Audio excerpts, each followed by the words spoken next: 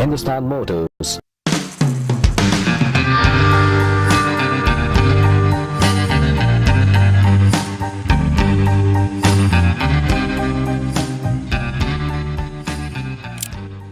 Hindustan Motors, ये नाम आपने जरूर सुना होगा। अगर नहीं सुना है तो मैं आपको बता दूं, हिंदुस्तान मोटर्स भारत का पहला ऑटोमोबाइल ब्रांड था जो भारत में 4 व्हीलर बनाता था और बेचता था।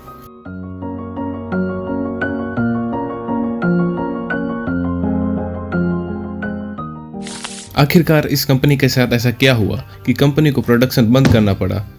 इस वीडियो में हम इसी बारे में जानेंगे। So let's get started.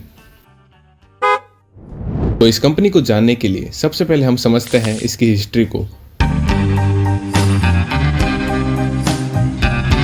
समय था आज़ादी से पहले का, जब भारत ब्रिटिश रूल के अंडर में था, और साल था 1942 जब बीएम बिरला जी ने बिरला टेक्निकल सर्विसेज के साथ और मॉरिस मोटर्स के लॉर्ड नफील्ड की सहयोग से हिंदुस्तान मोटर्स लिमिटेड की स्थापना की और अपना पहला असेंबली प्लांट गुजरात के पोर्ट ओखा में शुरू किया।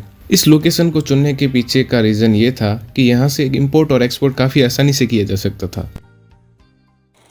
फिर साल आया 1948, हमारा देश भारत आज़ाद हो चुका था।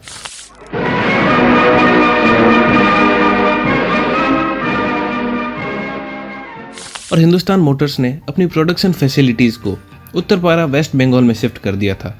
ये शिफ्ट एक माइलस्टोन साबित हुआ क्योंकि यहाँ से हिंदुस्तान मोटर्स ने मास प्रोडक्शन शुरू किया और इस प्लांट से निकलने वाली पहली कार हिंदुस्तान 10 थी जो कि मॉरिस 10 पर बेस्ड थी। उसके बाद कंपनी ने हिंदुस्तान 14 को लॉन्च किया जो कि मॉरिस ऑक्सफोर्ड MO पर आधारित थी। साथ में अपनी बेबी हिंदुस्तान को लॉन्च किया जो कि मॉरिस माइनर पर आधारित थी। ये तीनों कार्स मार्केट में काफ़ी पॉपुलर हुई। कुछ समय बीता और फिर साल आया 1957 जब हिंदुस्तान मोटर्स ने उस कार को लॉन्च किया जिसकी वजह से आज हम सब हिंदुस्तान मोटर्स को याद करते हैं, हिंदुस्तान एम्बेसडर, जिसे उस वक्त the king of Indian roads भी कहा जाता था।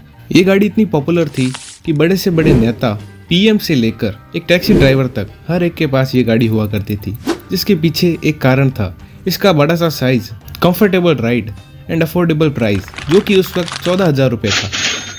पर यह गाड़ी भी British car model Morris Oxford series 3 पर बेस्ड थी और इसमें शुरुआत में 1.5 litre BMC B series petrol engine मिलता था और 1.5 litre BMC C series diesel engine मिलता था, जिसे 1990 में कंपनी ने 1.8 लीटर इसूजू इंजन के साथ बदल दिया, पर डिज़ाइन में कोई खास चेंजेस नहीं किए।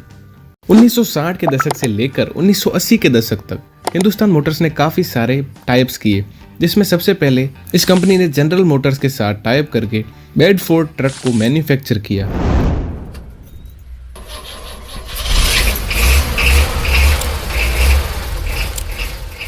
आपको बता दूं, जनरल मोटर्स एक US की बहुत बड़ी कंपनी है जिसके अंडर में शेवरले, GMC और कैडिलैक जैसी काफ़ी सारी पॉपुलर ब्रांड आते हैं, और साथ में वॉक्सहॉल मोटर्स और एलिसन ट्रांसमिशन के साथ कई बार ऑफ-रोड इक्विपमेंट बनाने के लिए टाइप किए।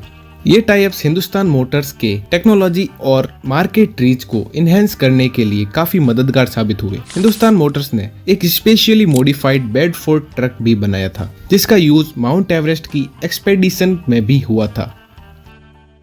कुछ समय और बीता, फिर साल आया 1984 जिसमें हिंदुस्तान मोटर्स ने एक मसल कार को लॉन्च किया जो कि पर्सनली मेरी एक फेवरेट कार है, दी कॉन्टेसा, जिसे लोग इंडियन मस्टैंग भी कहते हैं। कॉन्टेसा एक सेडान थी जो कि लग्जरी सेगमेंट में कम्पीट करती थी। ये गाड़ी इसूजू मोटर्स के साथ कोलैबोरेशन का रिजल्ट थी। ये कार मिडिल क्लास फैमिलीज के बीच काफी पॉपुलर हुई, पर अगेन ये original car Vauxhall Victor FE पर बेस्ड थी जिसमें इसूजू डीजल और पेट्रोल इंजन मिलता था। 1984 में इसका प्राइस 85,000 रुपये के अराउंड था जो कि आज के अप्रॉक्स 5,42,000 रुपये होते हैं। फिर 1994 में जनरल मोटर्स और हिंदुस्तान मोटर्स ने एक 50-50 जॉइंट वेंचर किया जो कि न्यू मिड सेगमेंट के ओपेल एस्ट्रा कार के लिए हुआ था जो इंडियन मार्केट में अच्छा परफॉर्म नहीं कर पाई, और 1999 में जनरल मोटर्स ने हिंदुस्तान मोटर्स का हालोल गुजरात प्लांट खरीद लिया और अपनी पार्टनरशिप को खत्म कर दिया। फिर 1998 में हिंदुस्तान मोटर्स ने मित्सुबिशी के साथ जॉइंट वेंचर किया। इसका प्लांट तमिलनाडु के तिरुवल्लुर में है। मित्सुबिशी ने 2010 के स्टार्ट तक पजेरो लांसर और आउटलैंडर को हल्के चेंजेस के साथ बेचा। लेकिन कुछ समय बाद सेल्स कम होने लगी क्योंकि हिंदुस्तान मोटर्स ने प्राइजेस को काफ़ी हाई रखा था। कुल मिलाकर हिंदुस्तान मोटर्स ने गाड़ियाँ तो काफ़ी लॉन्च की, लेकिन 2000 से लेकर 2014 तक आते आते समय बदल गया।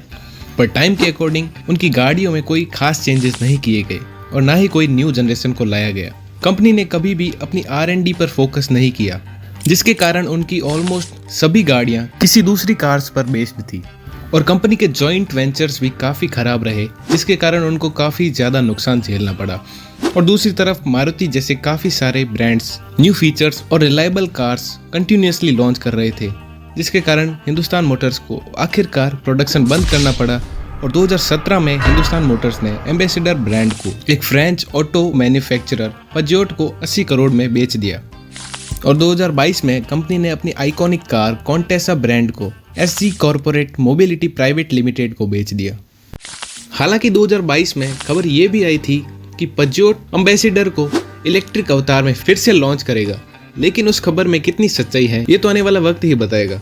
तो ये थी हमारे India's first automobile maker brand Hindustan Motors की कहानी। अगर आपको वीडियो पसंद आई हो तो लाइक शेयर सब्सक्राइब जरूर करें और अपना फीडबैक कमेंट में जरूर दें। मिलते हैं अगले वीडियो में, तब तक के लिए keep supporting us and do subscribe.